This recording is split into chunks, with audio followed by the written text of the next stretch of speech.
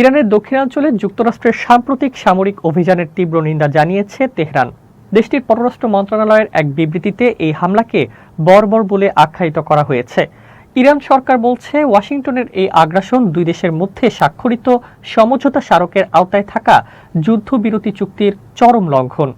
বিবৃতিতে আরও বলা হয়েছে, মার্কিন এই কর্মকাণ্ড আবারও প্রমাণ করল যে নিজেদের দেওয়া প্রতিশ্রুতির প্রতি ওয়াশিংটনের ন্যূনতম সম্মান বা বিশ্বাসযোগ্যতা নেই।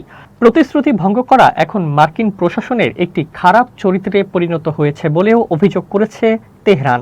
একই সঙ্গে ইরানের পররাষ্ট্র মন্ত্রণালয় স্পষ্ট করেছে যে দেশটির জাতীয় সার্বভৌমত্ব ও অখণ্ডতা রক্ষায় তারা যে কোনো সামরিক আগ্রাসনের বিপরীতে কঠোর অবস্থান নিতে বদ্ধপরিকর। এদিকে যুক্তরাষ্ট্রের অভ্যন্তরেও ট্রাম্প প্রশাসনের এই অভিযানের বিরুদ্ধে সমালোচনার ঝড় উঠেছে। ডেমোক্রেটিক দলের প্রভাবশালী কংগ্রেসম্যান রো খান্না দাবি করেছেন, ইরানের ওপর চালানো মার্কিন হামলা সম্প্রতি কংগ্রেসের পাশ করা ওয়ার পাওয়ার্স রেজুলেশন বা যুদ্ধ ক্ষমতা আইনের স্পষ্ট লঙ্ঘন। এ বিষয়ে হুঁশিয়ারি উচ্চারণ করে রো খান্না বলেন, ট্রাম্পকে অবশ্যই এই যুদ্ধ এখনই বন্ধ করতে হবে, অন্যথায় তাকে বাধ্য করতে আমরা আদালতের দ্বারস্থ হতে দ্বিধা করব না। উল্লেখ্য, গত মঙ্গলবার সিনেটের 50 থেকে 48 ভোটে ওয়ার পাওয়ার্স রেজুলেশন পাশ হয়।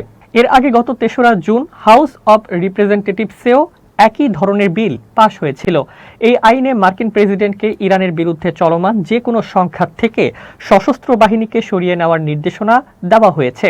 আইনে স্পষ্টভাবে উল্লেখ করা হয়েছে যে কংগ্রেসের সুনির্দিষ্ট অনুমোদন বা যুদ্ধের ঘোষণা ছাড়া ইরানের বিরুদ্ধে ট্রাম্প প্রশাসন আর কোনো সামরিক শক্তি প্রয়োগ করতে পারবে না।